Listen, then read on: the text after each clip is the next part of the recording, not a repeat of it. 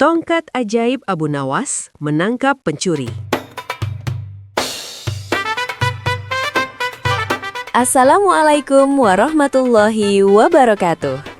Semoga semua kebaikan dan ridho Allah terlimpah pada kita semua. Amin ya robbal alamin.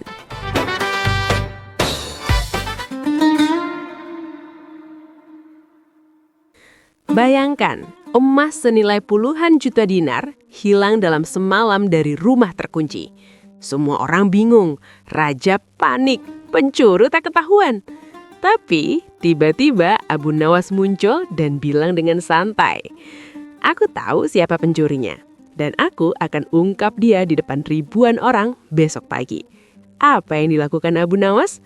Tongkat kayu biasa yang bisa bikin Raja Harun al-Rashid melongo dan pencuri langsung ketakutan? Simak ceritanya sampai habis, jangan sampai ketinggalan ending gila ini. Suatu hari, saudagar kaya bernama Abu Bakar datang tergopoh-gopoh ke istana Khalifah Harun al-Rashid sambil menangis terseduh. "Wahai baginda, emasku yang berharga, 10 kantong emas murni, hilang malam tadi. Rumah tuh dikunci rapet dari dalam, tapi pagi ini semuanya lenyap." Raja Harun al-Rashid mengerutkan kening dalam. Ia langsung memanggil semua pengawal dan hakim istana. "Siapapun yang bisa menemukan pencuri ini akan kuberikan hadiah 1000 dinar emas." Semua orang langsung bergerak. Pengawal memeriksa jejak kaki, hakim menginterogasi tetangga. Tapi hasilnya 0 besar. Pencuri itu benar-benar lihai sekali. Akhirnya, seorang menteri berbisik ke telinga raja. "Baginda, sebaiknya panggil Abu Nawas.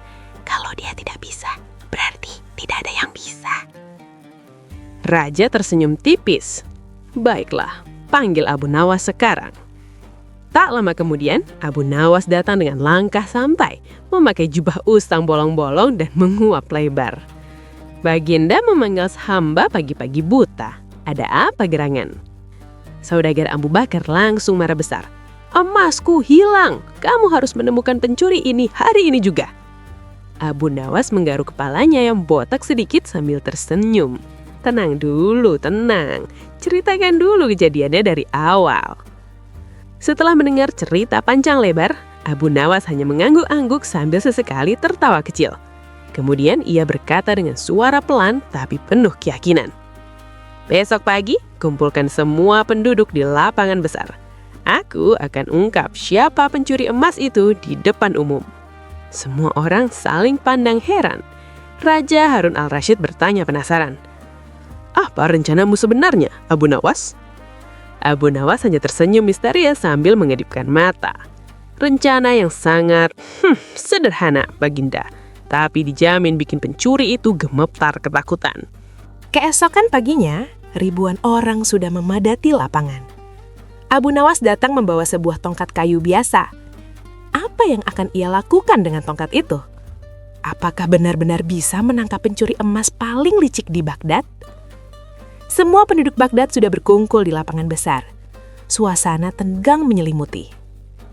Abu Nawas datang dengan santai, sambil membawa sebuah tongkat kayu panjang yang biasa saja.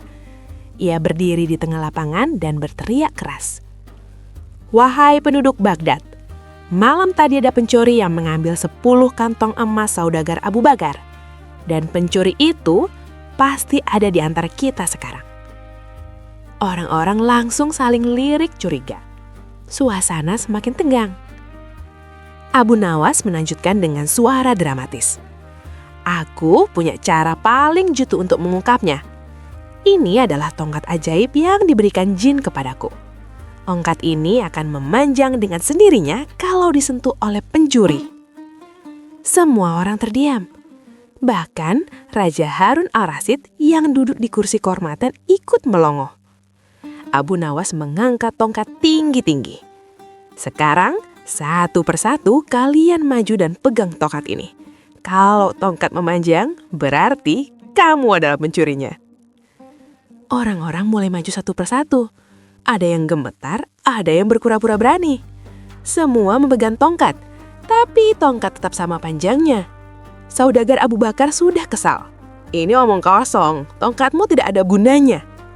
Abu Nawas tetap tenang sambil tersenyum lebar. Sabar, masih ada beberapa orang yang belum pegang. Akhirnya tinggal beberapa orang. Di antaranya ada Hamid, pria bertubuh kecil yang berdiri paling belakang dan kelihatan sangat gugup. Saat giliran Hamid maju, tangannya hampir menyentuh tongkat ketika Abu Nawas tiba-tiba berteriak keras. "Tunggu!" Semua orang kaget setengah mati. Abu Nawas mendekati Hamid dan berkata keras, "Kamu tidak perlu pegang tongkat ini, karena aku sudah tahu kamu pencurinya." Hamid langsung pucat seperti mayat.